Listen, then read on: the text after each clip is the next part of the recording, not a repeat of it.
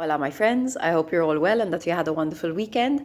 As Nick introduced this morning, this week on Instagram, we're speaking about the emotional changes that come with pregnancy. So a couple of weeks ago, we did a Q&A. You guys were asking me about what I've experienced during my pregnancy so far. I'm in my third trimester now. I'm 30 weeks, so not that long to go, but still some time, hopefully. And anyway, and I said that, kind of I've been experiencing, the emotional sort of changes that come with pregnancy. And I said, would you be interested in hearing more about them? And you guys said yes. So that's what this week is about.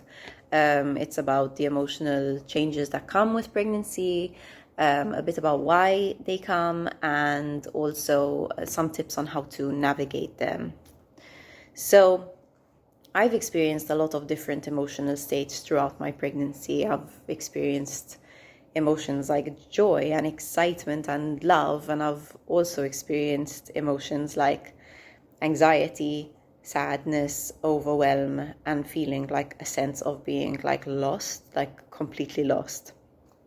And one morning a couple of weeks ago, I woke up feeling really down after having after having 2 weeks of just feeling consistently down. And I was just I really wasn't feeling like myself, usually I'm a very positive person. I'm very we'll find a solution to anything, let's figure it out, let's have fun, blah, blah, blah. And I was just feeling down, and I was frustrated with myself because I wasn't used to myself feeling that way. And I decided to research neural changes that happen during pregnancy, because I knew that obviously neural changes happened, but I hadn't done much research into it, so I didn't know much about it. And what I found was that the brain actually undergoes more of a neural transformation during pregnancy than it does at any other stage of life, even during puberty. Now, you remember puberty, right? You remember how we went through these crazy changes very fast. Our identities changed. Our, sense of self changed. Our moods changed. Well, in these 9 months, we're going through even more changes than that. So some of the changes that are happening in the brain, for example, are pruning in the hippocampus. The hippocampus is the center for memory. So this is why there's baby brain, right? The forgetfulness that happens with pregnancy. And what's happening is that you can think of your brain like a plant, right? Your brain at the moment is getting rid of the parts that you no longer need, right? Or the parts that it considers unnecessary, so that it can make space for new neural networks to be created. And this is also happening in the father as well. I'm not sure if it's to the same extent that it's happening in the mother. I haven't done enough research on that, but men are going through their own neural and emotional changes, and apparently even the grandparents go through some kind of neural changes as well, and anyone who is linked to the baby. So the brain goes through this pruning, right? So there's the pruning in the hippocampus, which results in baby brain. And there's also a heightened fear response. And this happens to, make you more aware of danger so that you can protect your baby. So your brain is going through an entire remodeling, right? It's like you're remodeling your house. And what this, first of all, it takes a lot of energy. So not only is your body using a lot of energy to grow a baby, but your body is also using a lot of energy to remodel your brain, right? So it takes energy, and it also needs quiet, which can be quite tough when you have a busy life, when you also work, or you have other kids, or, you just have other life responsibilities. The brain needs space to integrate. It can't be taking in more and more and more information, because at this point in time, your brain's just a bit give me space. especially in the first and the third trimesters. In the second, you have a bit more, like, you have more energy, you have a bit more space for information, but it depends. And also everybody's different, right? So just because it's this way, maybe for me, it might not be this way for you. So two of the emotions that come up a lot during pregnancy are sadness and anxiety. Now, sadness is an emotion that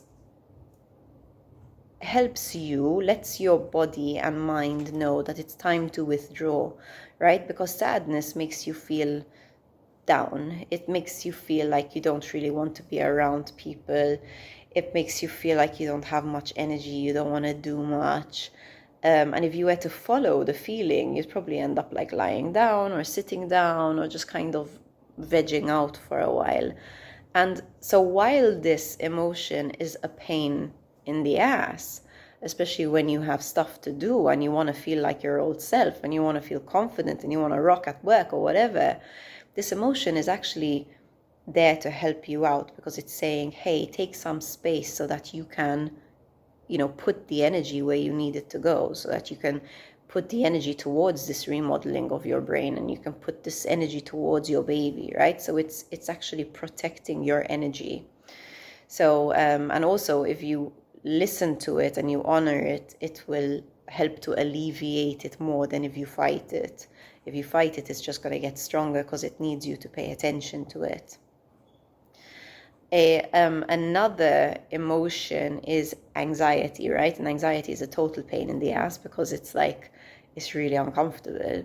It can make you feel, extremely fearful. You'll find yourself worrying about stuff that you never used to worry about during pregnancy. Like for example, I found that when I'm in the car with Pete, my fear response is way higher. Like if somebody's like edging towards us in their car, I'm like, oh my God, kind of thing.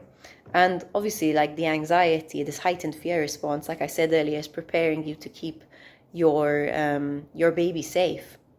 And while it is a pain in the ass, it's when you notice that it's just a part of pregnancy, right? When you kind of create that space and you go, oh, okay, like this is a part of pregnancy. My brain's fear response is heightened. It's not such a big deal. I can cope with this. Then it becomes easier to handle. So here are 3 tips for coping with the emotional changes that come with pregnancy. So my first tip is to be compassionate with yourself, right? You will feel frustrated that you don't feel like you used to. And sometimes you might even feel guilty about it. And it's okay. There's space for all of the emotional complexity. I'm not going to tell you to not feel anything you feel, because that's impossible. Just make space for the way you feel. Be compassionate with yourself like you would a friend. Remind yourself that this comes with pregnancy. It happens. You're not going to feel this way forever. And that it's okay. And to just be patient with yourself. Be patient with yourself.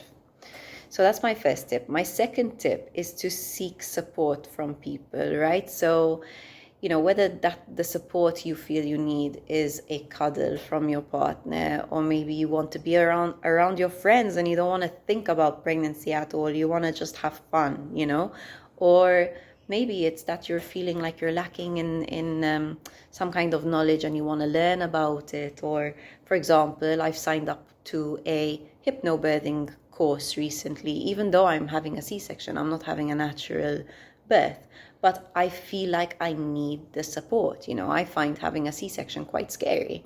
So I want to kind of like feel supported to go into the experience in the most positive mindset that I can as possible. And I feel like this course will help me to do it.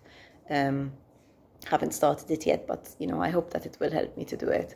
And my third tip is, while you navigate the tough emotions, really do your best to amplify the beautiful ones, because while it is a challenging time, it can be a challenging time, it's also a really beautiful experience, you know, like we get to experience our bodies do this crazy feat. Like we're growing a human being, and it's magical and it's spiritual, and it's really, really special. So, you know, do your best to amplify those positive emotions like joy and love and the connection that you feel to the baby, because this is a special experience, you know.